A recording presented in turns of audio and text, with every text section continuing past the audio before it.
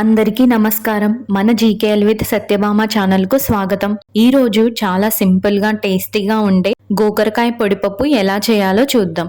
కొంచెం తక్కువ మసాలాలతో హెల్దీగా తయారయ్యే ఈ కూర వేడివేడిగా ఉన్న అన్నంతో చాలా రుచిగా ఉంటుంది. మరి ఆలస్యం లేకుండా రెసిపీని స్టార్ట్ చేద్దామా? ముందుగా దానికి కావాల్సిన పదార్థాలు ఏంటో చూద్దాం.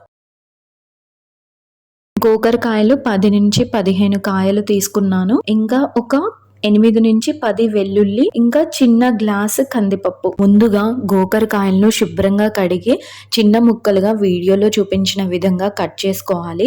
ఆ తర్వాత వాటన్నిటిని ఒక గిన్నెలో వేసుకొని గోకరకాయలు మునిగే అన్ని వాటర్ పోసుకొని పక్కన పెట్టుకోవాలి.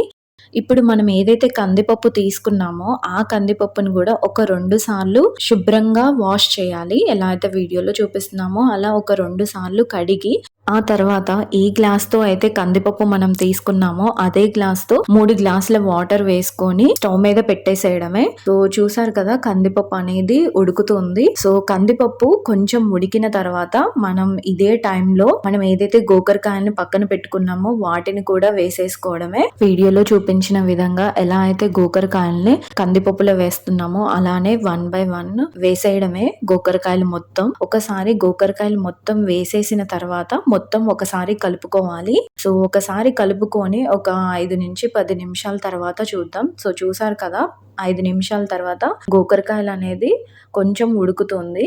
సో ఇంకా అది గట్టిగానే ఉంది. సో ఇంకొక 5 నుంచి 10 నిమిషాలు ఉంచితే ఈలోపు అది ఉడుకుతుంది.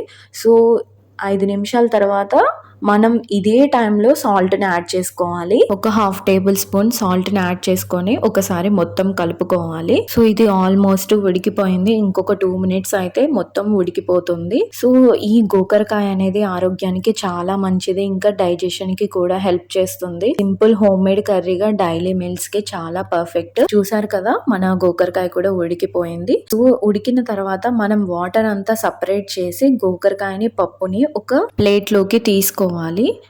సో ఎలా అయితే వీడియోలో చూపిస్తున్నామో అదే విధంగా ఒక ప్లేట్లో పక్కన పెట్టేసుకోవాలి. ఆ తర్వాత మళ్ళీ ఒక గిన్నె పెట్టుకొని స్టవ్ ఆన్ చేసి అందులో ఒక 4 నుంచి 5 టేబుల్ స్పూన్ల ఆయిల్ యాడ్ చేసుకోవాలి. ఆయిల్ అనేది ఒకసారి హీట్ అయిన తర్వాత ఒక 1 టేబుల్ స్పూన్ ఆవాలు, జీలకర్ర, ఇంకా మనం ఏదైతే వెల్లుల్లి తీసుకున్నామో వాటిని వీడియోలో చూపించిన విధంగా కచ్చా పచ్చాగా దంచుకొని వాటిని కూడా మనం ఆయిల్లో వేసేయడమే. సో చూసారు కదా, ఇందులోనే ఒక 2 ఎండుమిర్చి యాడ్ చేసాము. ఆ తర్వాత కొంచెం ఇంగువని యాడ్ చేసేసాము.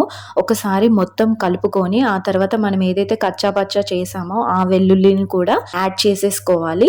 ఆ తర్వాత ఒక 5 కరివేపాకు రెమ్మల్ని యాడ్ చేసుకొని ఆ తర్వాత మనం ఏదైతే పప్పు పక్కన పెట్టుకున్నామో ఆ గోకరకాయ పప్పుని కూడా మొత్తం యాడ్ చేసేసుకొని ఎలా అయితే వీడియోలో చూపిస్తున్నారో అలా టాస్ చేసుకోవాలి. ఆ తర్వాత మళ్ళీ స్టవ్ మీద పెట్టేసి ఒక 2 మినిట్స్ ఉంచితే సరిపోతుంది. ఎందుకంటే మనం ఆల్రెడీ పప్పుని ఉడికించినాం కదా, సో 2 మినిట్స్ అయితే సరిపోతుంది. సో ఒకసారి మొత్తం కలుపుకున్న తర్వాత మనం ఇప్పుడే ఉప్పు కారం యాడ్ చేసేసుకోవాలి. సో 1/2 టేబుల్ స్పూన్ సాల్ట్, ఇంకా 1/2 టేబుల్ స్పూన్ కారం యాడ్ చేసుకొని ఒకసారి మొత్తం కలుపుకోవాలి. సో కారం అనేది ఉండల్లాగా రాకోకుండా ఎలా అయితే వీడియోలో చూపిస్తున్నామో అలా ఒకసారి మొత్తం కలిపేసుకోవాలి. సో కలిపేసుకున్న తర్వాత మళ్ళీ స్టవ్ మీద పెట్టేసుకొని ఒక 2 మినిట్స్ ఉంచితే చాలు, మన కర్రీ అనేది రెడీ అయిపోతుంది. 2 మినిట్స్ తర్వాత స్టవ్ ఆఫ్ చేసేస్తే మన కర్రీ అనేది రెడీ అయిపోతుంది. సో చూసారు కదా, మన కర్రీ ఎంతో టేస్టీగా ఇంకా సింపుల్ అండ్ క్విక్ గా రెడీ అయిపోయింది. సో చూసారు కదా, ఇలా చాలా సింపుల్ గా మన గోకరకాయ పొడిపప్పు అనేది రెడీ అయిపోయింది. మీరు కూడా ఇంట్లో ట్రై చేసి ఎలా వచ్చిందో కామెంట్స్ లో తప్పకుండా చెప్పండి. వీడియో నచ్చితే లైక్ చేయండి, షేర్ చేయండి, ఇంకా సబ్స్క్రైబ్ చేయడం మాత్రం మర్చిపోవద్దు. మళ్ళీ మరో మంచి రెసిపీతో త్వరలో కలుద్దాం. Thank you for watching.